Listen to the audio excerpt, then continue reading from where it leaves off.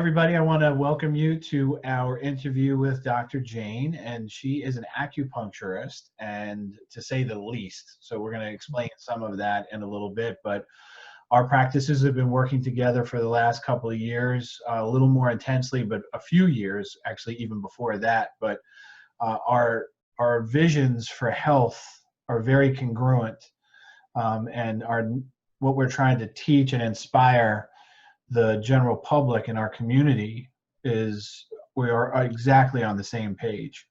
And so I want to give this opportunity for her to answer some of your questions with me, and then we're going to lead this into eventually her doing and even teaching a class for us that we're going to go ahead and post on our YouTube page as well. So first, and just really simple question, Dr. Jayne, what brought you into acupuncture as a healing art? Well, to be honest with you, it's my third career. So it wasn't like I grew up saying I want to be an acupuncturist when I grow up. So I was actually a professional ballerina and then ended up somehow in IT after I retired. But what really brought me in was actually the diagnosis of cancer. So in 2004, I noticed things were a little bit off with my body, and I was going from doctor to doctor. You know how that goes. Probably about 5 different gynecologists, and no one could give me any answers. And I was in my 20s then. And long story short, finally, I just got the diagnosis of cancer. And when you get a diagnosis like that and you're young, you're just like, oh, well, what do I do? I didn't know where to turn to. And you know how you meet people in life and you just never know, sometimes you meet someone and they may have a message for you. I remember it was an ultrasound tech, and she slipped me this piece of paper with a number and said, call these people, they can help you. They're outside of Atlanta. And I said, okay.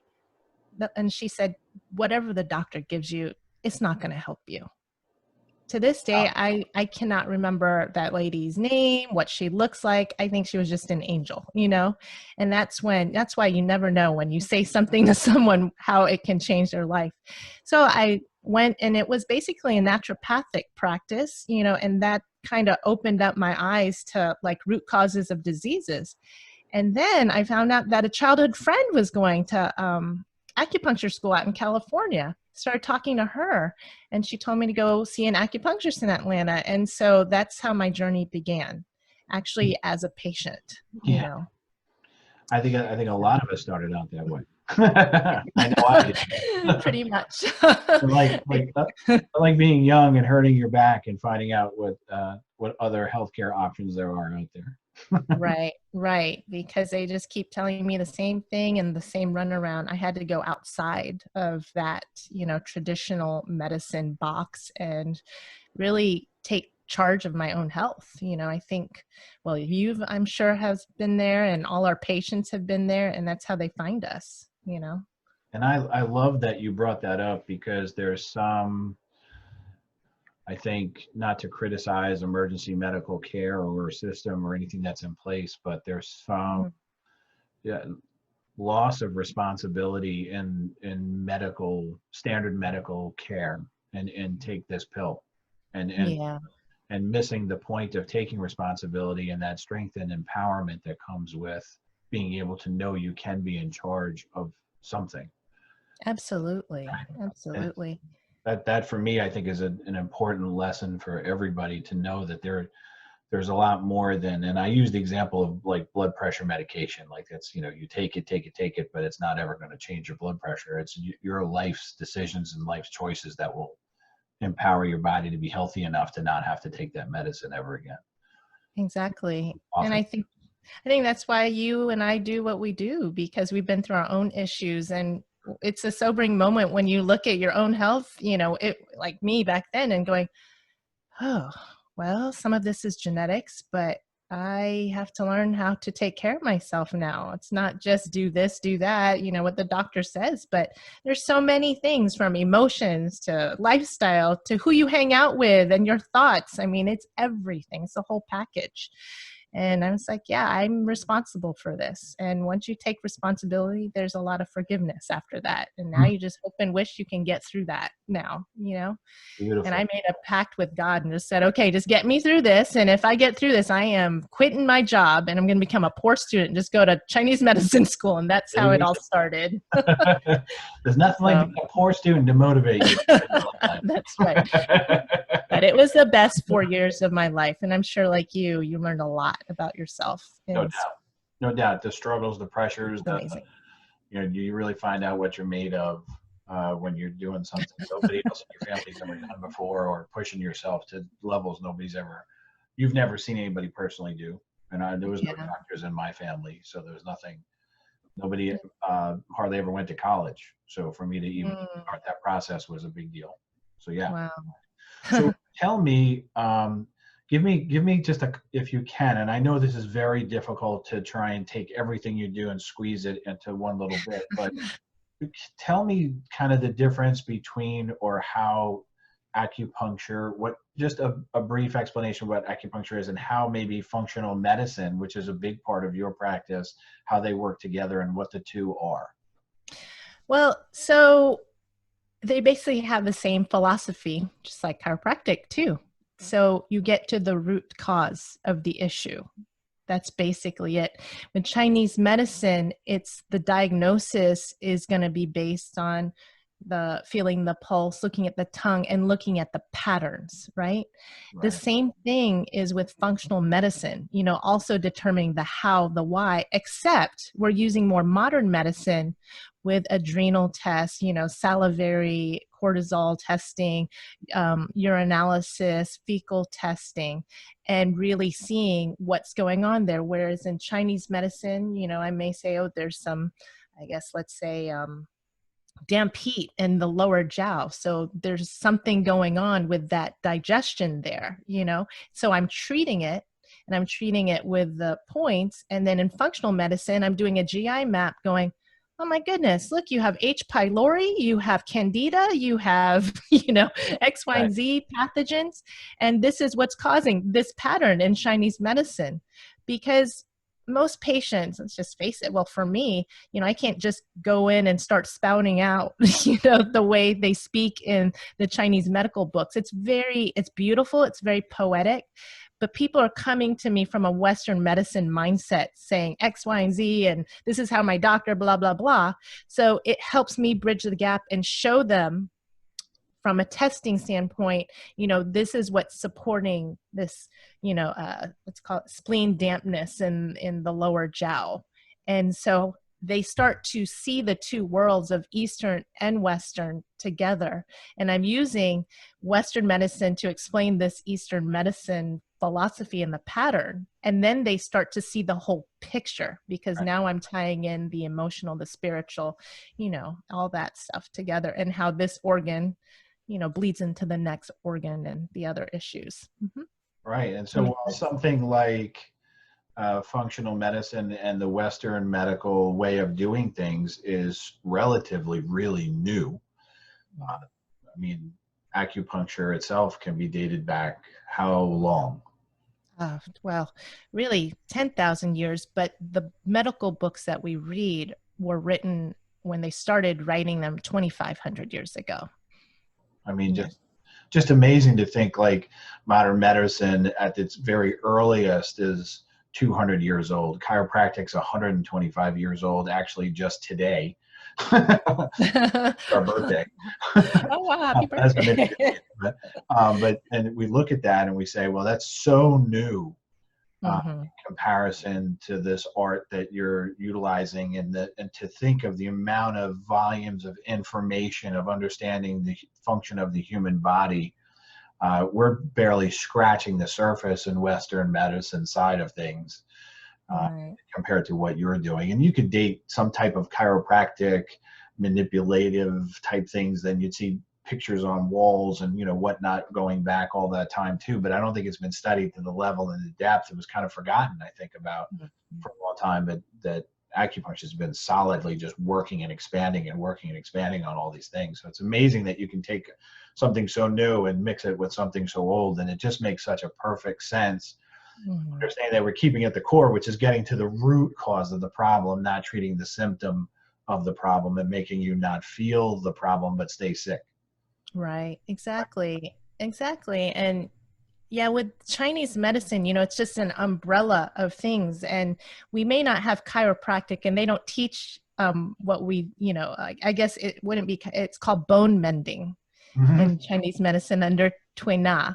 And I mean, they go all the way up to their PhDs to learn how to bone mend, Right. So I've always been interested in that, but I have to go all the way to China, and I'm not going to go there right now. So, but yeah, that's one of the pathways too, not just the acupuncture. You have to, 2,500 years ago, the court physician for the emperor had to know everything from not just acupuncture, but bone mending, massage, how to instruct the emperor, the nutrition, also mind, how to control the mind, how to be peaceful, how to be very zen.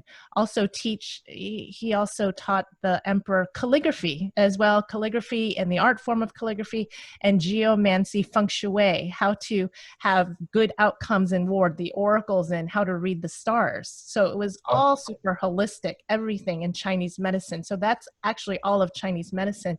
The court physician was also the person that did your feng shui as well, and also taught you your martial arts, with Tai Chi, Qigong. So, and the whole thing with the court physician, your job was to keep the emperor and his family well. And if you didn't, and you didn't get paid. If you don't keep them well, you don't get paid. Can you imagine these days with regular doctors? If you don't keep if you don't yeah. keep that patient well, you don't get paid. Period. That's it. Yeah. Yeah. No, that doesn't. We don't follow that here. No, no, we So don't. for you, is there? What would you say? For people listening, might be the top 2 or 3 things that you see right now? I know there's so many different issues that you deal with, and I don't want to Yeah. corner you or can you into one thing, but what would you say are the top 3 things that you treat? Definitely. Well, of course, pain. Pain's always number one, but that's always indicative of a underlying issue. Pain, and then definitely digestion and hormones. Mm. Although I treat the gamut of, diseases, so because internal medicine and hormonal health is one of my it's my specialties. But then I also treat stroke too. So I Right. treat many different conditions that people are not aware of. And And diseases people never heard of. So See, and that's why I said I don't want to, push you into a corner. But the reason I ask this is because, and it kind of gets to our next question, which is, we're seeing. I know I'm seeing over 30 years of doing this a constant change in what's happening in our society of patients, of people coming in with conditions they've never had before. Maybe 30 years yeah, ago, people hurt their backs because they were lifting heavy things. Now everybody's got neck pain and shoulder pain and headaches because they're hunched over a computer all day, and even worse now because they're on a laptop at home, instead of in an exactly. ergonomically designed office space. And we see digestive issues like never before. I mean, I people know. constantly having problems with this as our foods are changing, and we're Mm-hmm, manipulating mm-hmm. genetically the foods. Our bodies don't know how to digest it. And so I'm glad that you brought that up too as well, because I think that's a big issue that we have to get to the bottom of, because it just I remember an old gym person I worked out with always said you can never out train a poor diet. you know, Yeah, no matter what you physically do to the body, if you're putting garbage in, it's really difficult to overcome that. So that's right. That's right. I mean, at the root core, digestion in Chinese medicine, they say they wrote a whole book about it. It's the Spleen and Stomach Treatise, and that's one of my favorite books. It's very thin, but I guess poetically, they say the digestion is the root of 10,000 diseases, yeah, basically. That's it, you know, leads to yeah, a we're, lot of we're all mitochondrial diseases. we're all popping all these kind of acid inhibitors and different types Oh of my medications to goodness. try and not feel it, but Yes, their body's screaming out for attention, for help. I know. And with That's true. you, what would you say, like right now, we're still in the well, hopefully on the other side of this pandemic, at least here in Virginia, it looks like our numbers have been dropping pretty consistently for the last several weeks now. Right. What would you say is our biggest healthcare issue that we face? Well, I think with this pandemic, well, I don't know about you, but I mean, usually I'm very busy, but even more so, I think it's opening people's eyes to how weak their immune systems are. You know, I think that's one of the biggest things, right now. And you watch TV and they're just saying, here, we're waiting for the vaccination. That's great and all, but how about learn how to build a healthy immune system? And let's start with, step one. No one's talking about that on TV.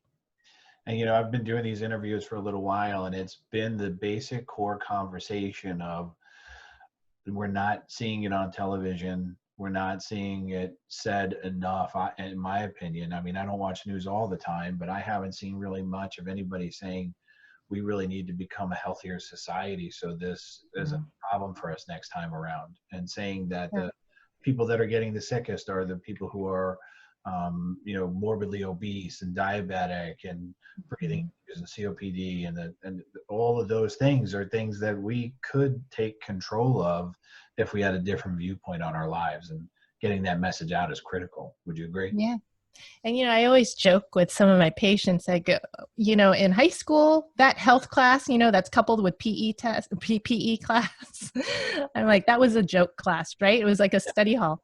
And I'm like, oh man, if I could go back and teach that health class right now, I would love to start teaching these kids young right now, how the body actually works, not waste that class period. That's a Yeah. really good class to teach kids Get to now. the point you're so sick, it's so hard to get back to healthy again. Exactly. Never let it get there. Yeah, especially when people come in and they have so many pills they're taking. I'm like, how are you even still standing before me taking 27 different drugs? And Right. who did this to you? I think there's been a lot of irresponsibility. I'm not much wanting to, but sometimes medicine, well, let me just say, I come from a family of actually Western medicine doctors. And my uncle always said, all medicine's good medicine. You just need to know when to use the right medicine, right? When to integrate, when to use this. Obviously, don't come to me if you get hit by a bus. You got to go to the emergency room. It's Right. emergency medicine. But, I'm just seeing so many people that have been seeing 5 different doctors and all 5 are not talking to each other. And now, as a result, there's 27 different pills and this person's wondering if they have Parkinson's and they're shaking. And I'm like, no, it's all these pills interacting. Right. They're killing you. This is iatrogenic disease now, where you're slowly being killed by pharmaceutical from square one. It's a long road, but you just start somewhere. At least they're Yeah. there. Yeah. There's And it all hope. starts with finding that ability to even know that you can take responsibility for some of it. And I love that we started out there.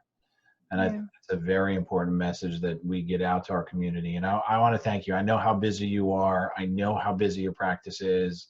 And this is just a really special thing that you took time to do this with us. I'm really looking forward to your class that we can share with everybody that are our patients as well. And I love that we're on the same page of, for me, my mission, especially now that I have a young son back in the mix again, is trying to get the message out to have a healthier community for him to grow up in. That's right. And that means we have to keep teaching people and keep empowering Absolutely. them to make the right decisions. And I know that you're doing that, and listening to you speak today made some beautiful, beautiful points, and I'm grateful.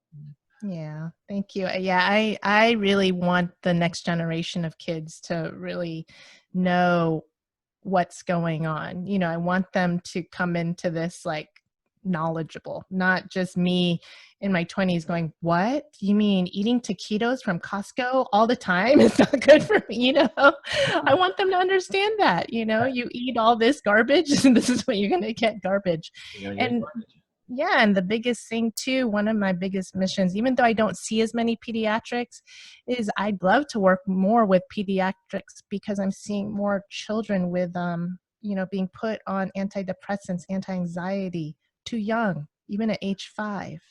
Yeah, we're seeing it, It'd be a crime. in our society at the sickness of my grandparents, in people that are my age, and Right. watching now teenagers and early 20-year-olds with type 2 diabetes and heart disease showing up with Mhm. arthritis on x-rays. I'm like, how can you be 16 and have a degenerative spine like an 80-year-old? And actually the 80-year-olds are better than some of the 30, 40, 50-year-olds Yeah. because of the lifestyles that we're leading right now. And it's a big sign. We better pay It, it.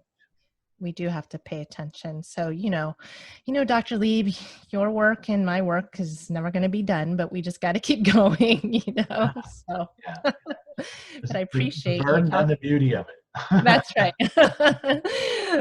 We were chosen. And I think, I'm not sure with chiropractors, but I'm sure each chiropractor has their own story as well, just like every acupuncturist. And I think to be a healer like you and me, we're almost chosen to be in this field, I you agree. know. I Yeah. agree. No way around it for me. Yeah. Same here. I made a pact. So Yeah, right. yeah. All But right, I Dr. absolutely Jane. love it. So Dr. Jane, thank you so much thank you. again for doing this and taking the time out of your busy practice and life to do this. And I look forward to us having many more encounters together and look forward to your class. And Yeah, same the here. I proudest look part, thank forward. you for being on the same mission to get this community that we live in here a little bit healthier. Absolutely. All right. Thank you so much for this opportunity. You're very welcome. Thank you. All right. Bye.